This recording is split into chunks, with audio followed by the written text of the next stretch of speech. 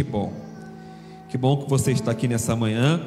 Que bom que a gente pode compartilhar uma palavra junto. Vou ser bem rápido, não quero estender muito. Depois as crianças também vão fazer uma apresentação. E podendo, a gente termina o culto hoje um pouco mais cedo, para podermos dar continuidade às nossas atividades diárias, né? Hoje é dia dos pais, enfim.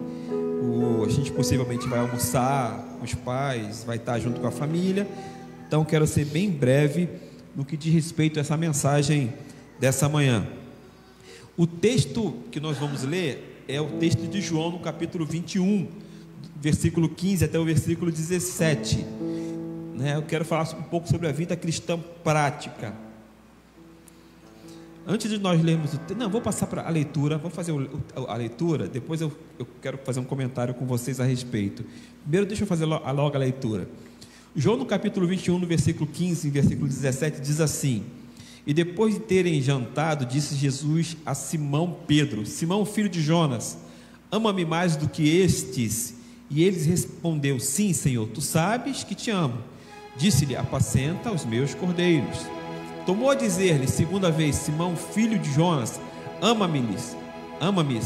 Disse-lhe: Sim, Senhor, tu sabes que te amo. Disse-lhe: apacenta as minhas ovelhas. Disse-lhes pela terceira vez: Simão, filho de Jonas, ama-me? Simão entristeceu-se por lhe ter dito terceira vez: ama-me. E disse: Senhor, tu sabes tudo, tu sabes que eu te amo. Jesus lhe disse: apacenta as minhas ovelhas. Amém? Eu queria saber, quem estava aqui na última vez que o Godoy pregou, né? E se lembra o tema da pregação dele, né? Quem estava aqui na última pregação do Godoy, e quem lembra o tema da pregação dele? Alguém? Você não pode, né, Val? Você pode. Entendeu? Mas eu acho que você sabe, acho que ele sabe. Deve ter esquecido. Ele pregou sobre coração ensinável. Acho que nem lembra, Emerson. Coração ensinável, ele falou coração ensinável. E o que é ter um coração ensinável? É um coração disposto a aprender e não ter dificuldade de assimilar e de querer e de aceitar o novo. Então, coração ensinável tem muito a ver com essa direção de aprender, mas também estar disposto a aceitar sem dificuldade o novo. Ele falou um pouco sobre isso. Aqui na igreja nós temos vários professores. A irmã Ana está ali, o Godoy está aqui, tem o senhor Otário, tem a dona Lia, tem mais quem é professor? Professor, tem mais o pastor Marcos, né? O Emerson também deu aula, né? Enfim, Paulo, né? Professor Paulo Pimenta, enfim. Então, porque o professor ele aplica algo que antes de aplicar ele precisou aprender, aquele processo de aprendizado, né? Então o professor ele passa o seu conhecimento para o aluno, né, para que aquele aluno aprenda algo e coloque em prática e aplique o seu conhecimento que ele adquiriu através do seu mestre, através do seu professor. Então o que o professor vai fazer? Ele vai ensinar o aluno a aplicar o seu conhecimento. Tanto é que o professor, o que ele faz? Ele aplica o que? Prova. Para que ele aplica a prova? Para testar se de fato aquilo que ele ensinou, né, o aluno aprendeu. Para quê? Para futuramente esse aluno, né, esse discípulo, ele coloque em prática aquilo que ele aprendeu de um professor. Então é muito necessário, é muito importante a gente entender esse contexto de professor ensina, mas aquilo que ele ensina é para se aplicar, para se colocar em prática. Então esse processo acontece com a gente também, né? E o interessante é que Jesus estava ensinando aqui. Ele era o mestre, ele estava disposto a ensinar, mas ao mesmo tempo que ele ensinava, ele também queria que aquilo que ele estivesse ensinando fosse colocado em prática. Fosse colocado em prática. Nós vamos aqui para esse texto aqui, e a gente vai ver um diálogo, um bate-papo, uma conversa informal de Jesus e Pedro, né? Jesus perguntando para Pedro se Pedro o amasse. Jesus sabia que tipo de amor Pedro tinha por ele. No entanto, ele estava ensinando, ele estava aplicando uma prova para Pedro, para que Pedro colocasse em prática o seu conhecimento. Então ele estava ensinando mais ainda, né? Mais ainda, a gente está num processo de conhecimento, processo de desenvolvimento, processo de uma mudança de mentalidade. Então nesse diálogo, nessa conversa, nesse bate-papo totalmente informal, Jesus fala: Pedro, tu me amas? Só que Jesus estava falando de um amor mais intenso, de algo mais excessivo. É o que eu estou falando. Jesus estava ensinando a Pedro, e Pedro dá uma resposta não necessariamente aquela que Jesus esperava, mas Jesus sabia da resposta de Pedro. Mas por que mesmo sabendo da resposta de Pedro, ele pergunta novamente mais 2 vezes? Além de perguntar a primeira, ele pergunta a segunda e a terceira vez. Ele faz a mesma pergunta, quando ele é aquele que sonda os corações, né? Conforme você falou, prescruta nosso coração, a nossa mente, o nosso pensamento. Ele sabia, mas ele insiste, porque ele estava ensinando alguma coisa. A didática era essa de Jesus. Então, tu me amas intensamente, excessivamente? E Pedro responde então: te amo, mas não necessariamente. É tipo aquele diálogo assim, ó, não necessariamente, Jesus, esse amor que você quer que eu tenha, eu ainda não consegui desenvolver isso. Sinceridade de coração. Eu ainda não sou essa pessoa que o Senhor quer que eu seja. Eu não te amo assim como o Senhor quer que eu te ame. É aquele amor ágape. Jesus fala do amor ágape, e ele fala, e o Pedro dá fala do amor filhos, né? Não, eu não te amo assim como tu me amas, como eu deveria te amar. Tu me amas? Jesus volta a perguntar desse amor intenso a segunda vez, desse amor excessivo pela segunda vez. Você me ama intensamente, excessivamente? Pedro responde: Senhor, tu sabes que eu te amo. Tu sabe que eu te amo na minha medida, no meu nível, não é esse nível extremo.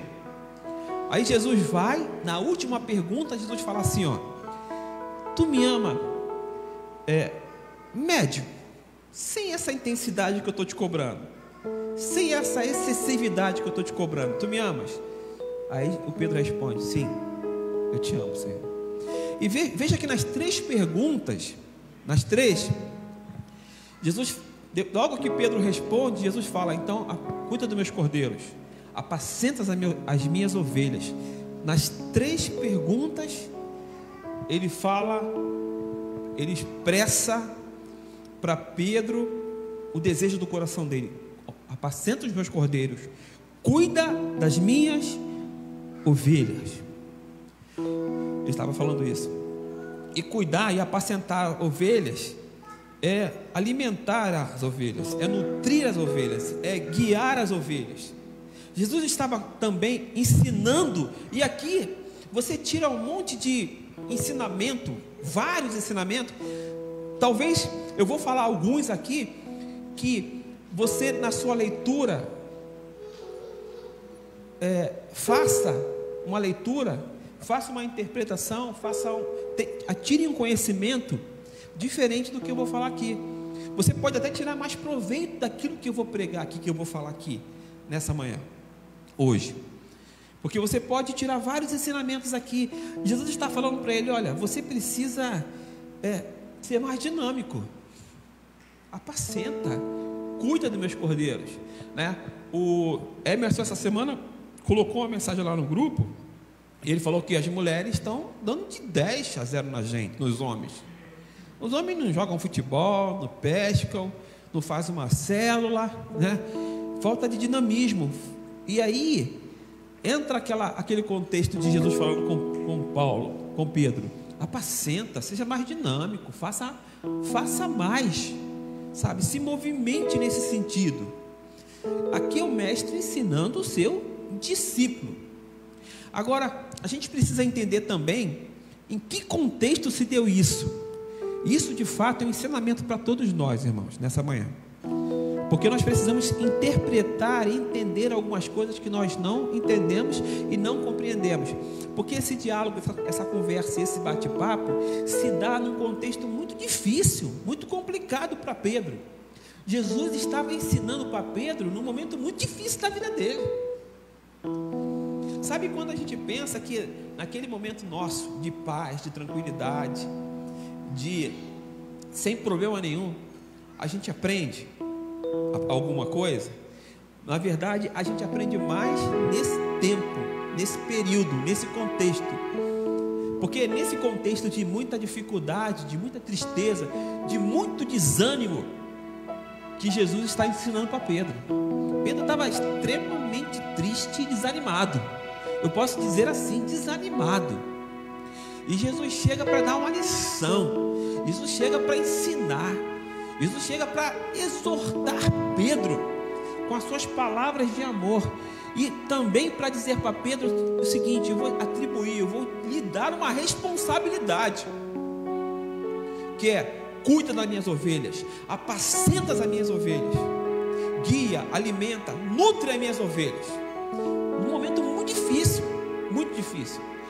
Sabe quando você está bem pra caramba, muito bem, está tudo bem, aí você espera um convite porque está tudo bem, você espera uma oportunidade de pregar porque está tudo bem, você espera uma oportunidade de tocar, de evangelizar, de fazer alguma coisa porque está tudo bem. E Jesus mostra pra gente, ensina pra gente que não é assim.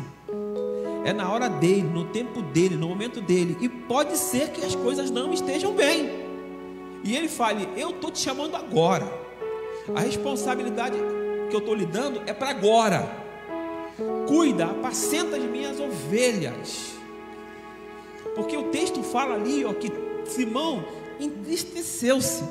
Na verdade, esse entristeceu-se, ele veio antes desse contexto aqui, antes dessa conversa. Porque esse mesmo Pedro, que Jesus agora pergunta para ele: tu me amas? Pergunta 3 vezes para ele: tu me amas?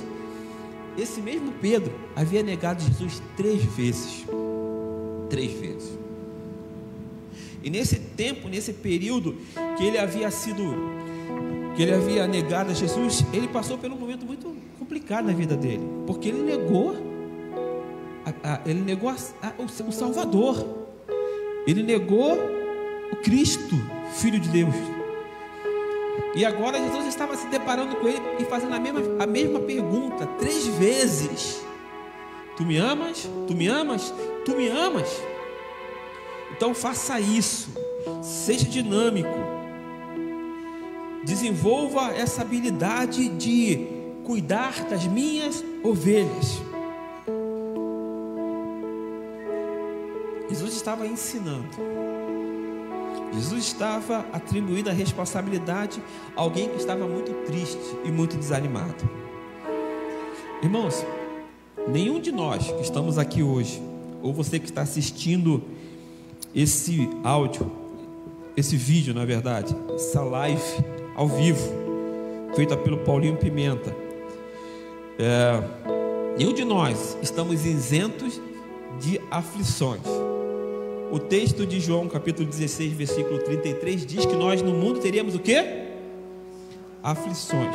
Aflições no grego, tilipso, é angústia, é dificuldade. Então, se você vive aflições no mundo, consequentemente você desanima e você desmotiva. Não adianta. Vai ter um tempo, um momento da nossa vida que a gente vai ficar desanimado. Não adianta. Nós não vamos fugir disso, irmãos. Nós não vamos fugir de estarmos desmotivados. Não vamos fugir disso.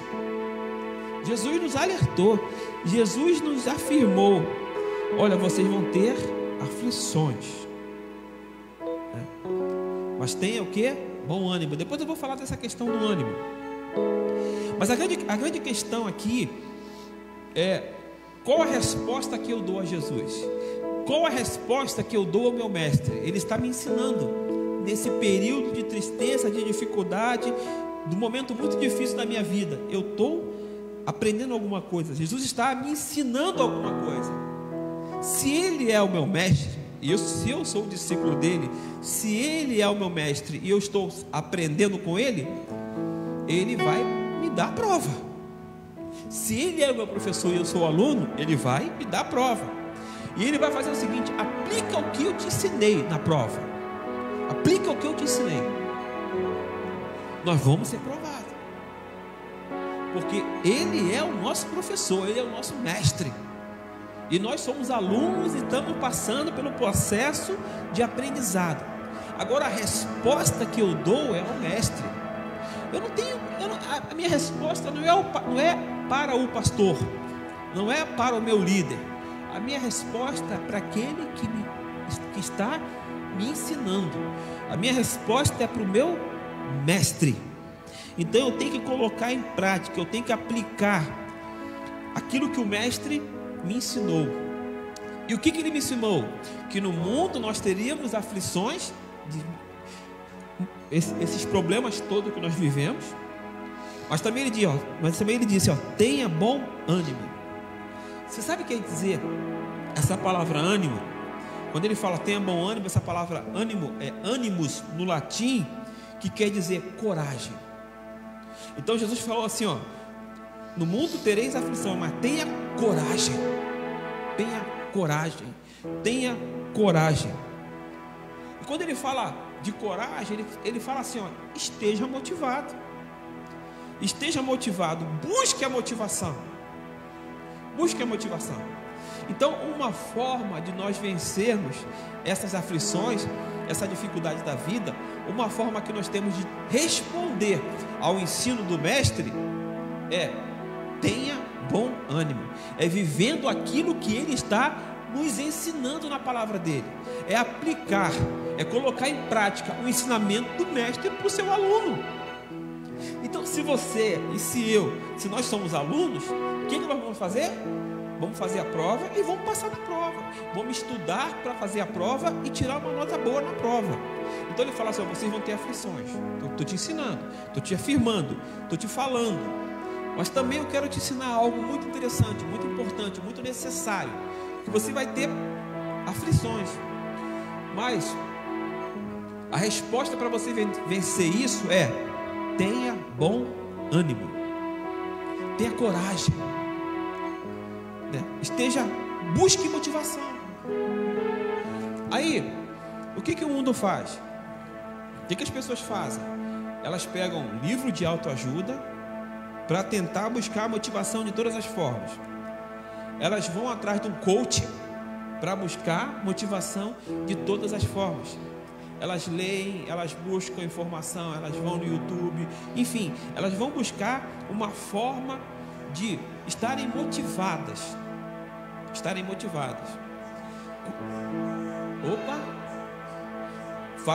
Exatamente. Faz curso de neurociência, né? Isso é exatamente para poder entender a mente humana, enfim, né?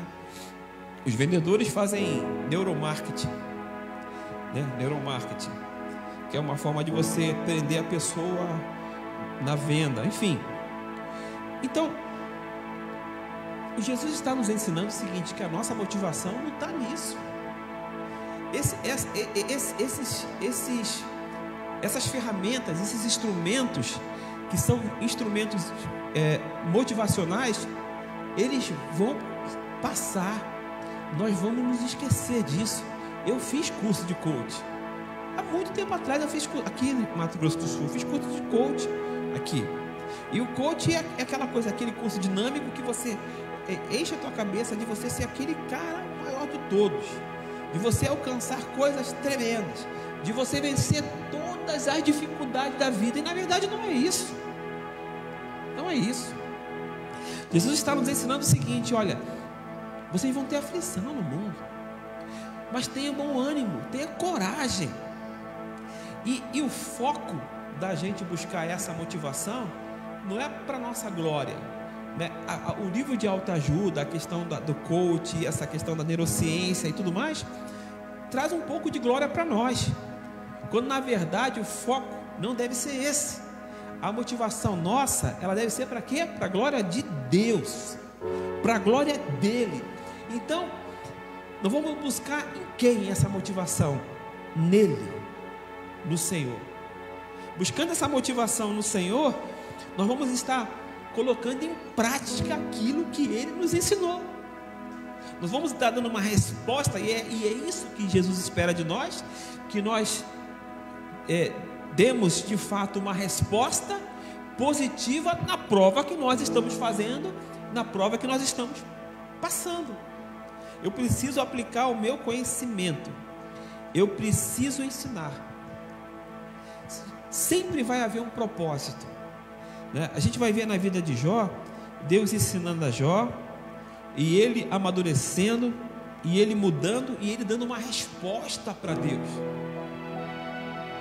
Ele podia retroceder, porque a prova que foi aplicada na vida de Jó não era uma prova muito fácil, era muito difícil, mas ele não sucumbe, ele não se entrega, ele estava disposto a aprender, e ele precisava necessariamente dar uma resposta para o seu mestre.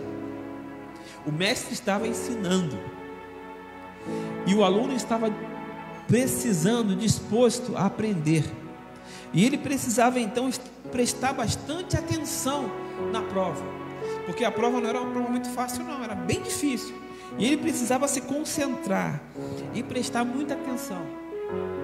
Quando ele olha de fato para a sua prova, quando ele chega no final da prova, ele observa uma coisa, ele observa que ele aprendeu, ele observa que ele chegou num nível de conhecimento que o mestre queria que ele chegasse. Tanto que ele fala assim, antes eu conhecia apenas de ouvir falar, eu ouvi, agora não, agora os meus olhos te veem. Então o nível de conhecimento agora não é um conhecimento qualquer, é um conhecimento mais profundo. Passei de ano, sabe, passei de ano. As outras provas que vão vir, elas vão ser mais fáceis, porque eu consegui aprender, porque eu dei o resultado suficiente para poder fazer com que eu passasse na prova. Eu presto atenção nas mulheres aqui no pátio. Fernanda, a irmã Ana, que faz, das mulheres que estão aqui, fazem ginástica aqui. Elas estão malhando, né? Estão fazendo ginástica. É incrível. Quer ver uma coisa? Quantos abdominais tu acha que tu consegue fazer? Abdominais? 99. 0,99 que está falando. Tá, é 0,99. Em 99. Tá, no ano de 99. Tá. Quantos abdominais tu acha que tu faz, Felipe? Você quer botar foguete, deve ser 0,99 negativo. Entendeu? Negativo. Bom. E flexões? Quer ver uma coisa? Irmã Ana, fala aí. Quantos abdominais? Quantas flexões? Ali, ó. Ali, ó. Ela faz ginástica, ela malha. Aí, tá vendo? Olha a resposta. Agora, quem faz ginástica busca o quê? O bem-estar físico, porque a gente precisa estar bem. A gente foi ontem à noite, nós pedimos um salgadinho aqui em casa, fomos comer, comi salgado. Quando eu fui deitar para dormir, não conseguia dormir. Minha barriga não é tão grande assim, estava inchada a barriga, eu não conseguia dormir. Eu não posso mais comer antes de dormir, não dá, entendeu? Não dá, a gente não consegue dormir. Então a gente perde esse bem-estar. A atividade física, ela vai trazer um bem-estar para o nosso corpo físico, não é? A gente precisa fazer essa atividade física, ok? Agora, nós somos seres humanos, nós somos tricotômicos, né? Corpo, alma, espírito. A gente malha o corpo, mas também tem que malhar o espírito. Tem que malhar, tem que levantar peso, tem que caminhar. Caminhar no espírito, tem que caminhar. Tem que ser dinâmico. Porque isso vai trazer também um bem-estar para mim, o quê? Espiritual. Para minha alma. Se eu não malho, eu não tenho um bem-estar espiritual. Assim como também, se eu não malhar fisicamente, eu não tenho um bem-estar físico. Eu preciso dessa dinâmica. Então eu preciso dar uma resposta para Jesus, daquilo que Ele está me ensinando. Eu não posso ficar alheio ao ensinamento dele. Ele é o mestre, Ele é o Senhor, Ele está me ensinando. Eu preciso dar uma resposta para Ele. Eu preciso ser dinâmico, eu preciso fazer alguma coisa, eu preciso desenvolver alguma coisa como resposta a esse mestre que está ensinando.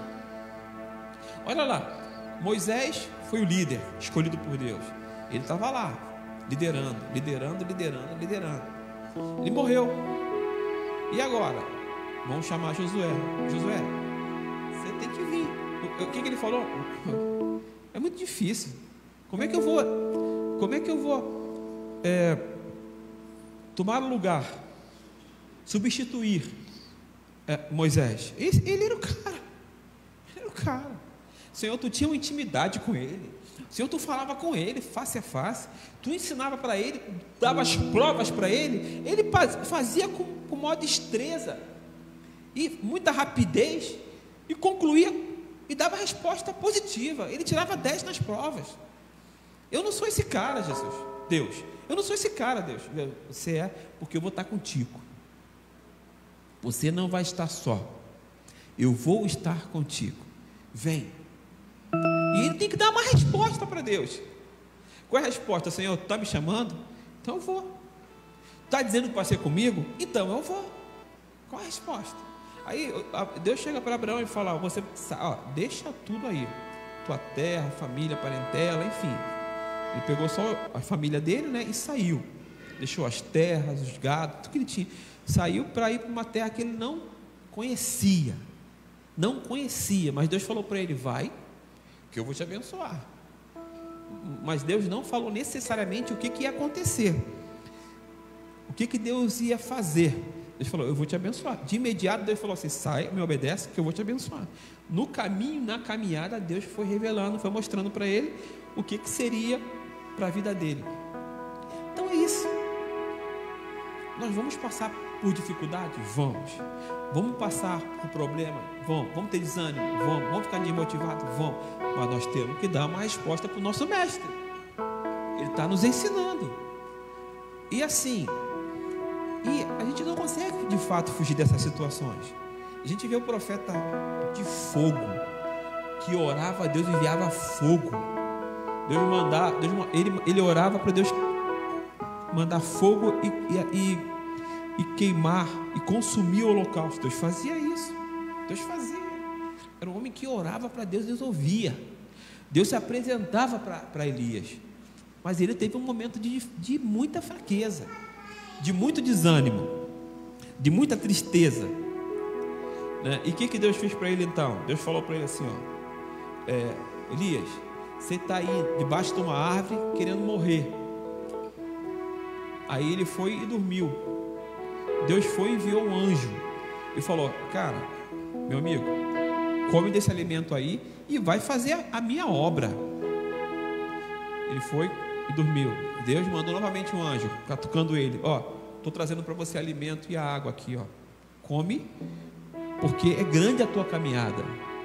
Fez 3 vezes isso, até ele se levantar e continuar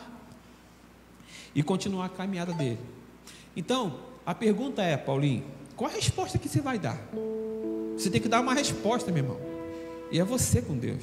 Você tem que dar uma resposta para Ele. Você tem que responder. Entendeu? Ele está te ensinando. Ele se dispôs a te ensinar. Qual a resposta que você dá para Ele? Qual a resposta que você dá, Josiane? Qual a resposta que você dá para Deus?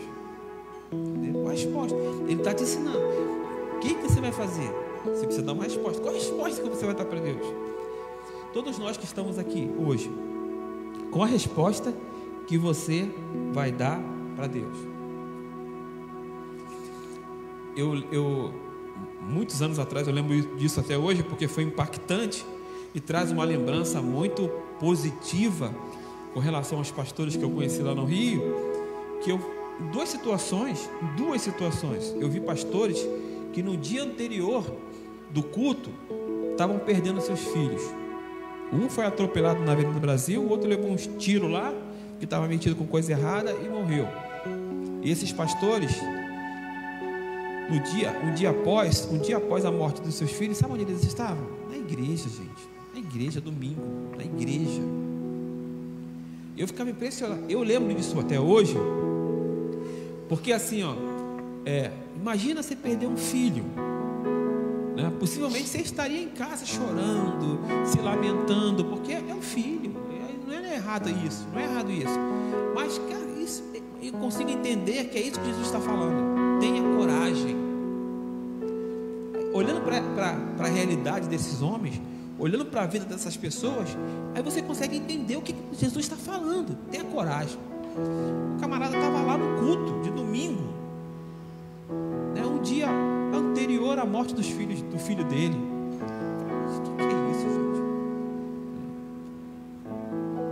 Aí eu lembro disso, falo, Jesus estava, através da vida desses homens, talvez eles nem saibam disso, né? Porque um eu sei que já faleceu, o pastor eu sei que faleceu, o outro eu não sei, não estou lembrado, faz tempo que a gente não sabe, não tem contato. Mas através da vida desses homens eu aprendi. Eu estou aqui falando sobre a vida deles e eles nem sabem que eu estou falando sobre a vida deles, mas eu aprendi alguma coisa, eu tirei um proveito, eu aprendi alguma coisa através da vida deles com relação à resposta que eu tenho que dar para Jesus, para Deus. Então, sinto muito dizer isso para você, mas Jesus está dizendo para você, apacenta minhas ovelhas, cuida dos meus cordeiros. E você tem que dar uma resposta para Jesus. Não sei como, não sei o que você vai fazer disso, não sei como você vai fazer com isso, não sei como você vai dar essa resposta para Jesus, mas Ele está requerendo isso de você. Cuide dos meus cordeiros, cuide das minhas ovelhas. É isso que Ele deixou bem claro para Pedro. E assim, talvez você não entenda muito isso, ou talvez você não tenha o amor que Jesus estava querendo que Pedro tivesse, mas independentemente disso, ele estava atribuindo uma responsabilidade a Pedro. Cuida das minhas ovelhas, cuida dos meus cordeiros. Não importa a intensidade do teu amor, não importa a intensidade do teu conhecimento, não importa a intensidade da tua disponibilidade. Jesus está dizendo: cuida das minhas ovelhas, cuida dos meus cordeiros. Se vira, meu irmão, se vira. É para Jesus. Eu falei aqui na pregação o seguinte: a resposta não é para o pastor, a resposta não é para o teu líder, a resposta é para Jesus. A resposta que você e eu temos que dar é para Jesus. Então, meu irmão, se vira, faça o que você puder para responder ao teu mestre, ao mestre, a quem está ensinando. E nós somos os discípulos, e nós somos os alunos. A prova está sendo aplicada. Agora, a nota que você vai tirar, que eu vou tirar, é de acordo com a nossa com a forma que nós vamos aplicar o conhecimento que nós adquirimos com o ensinamento do mestre. Se eu presto atenção, se eu observo a forma que ele ensina, e se eu me aplico a aprender o que ele assim ensina, eu consigo dar a resposta. Eu dou uma boa resposta. Depende de mim. Amém? A mensagem foi entregue, irmãos. E Deus nos abençoe. E Deus nos ajude.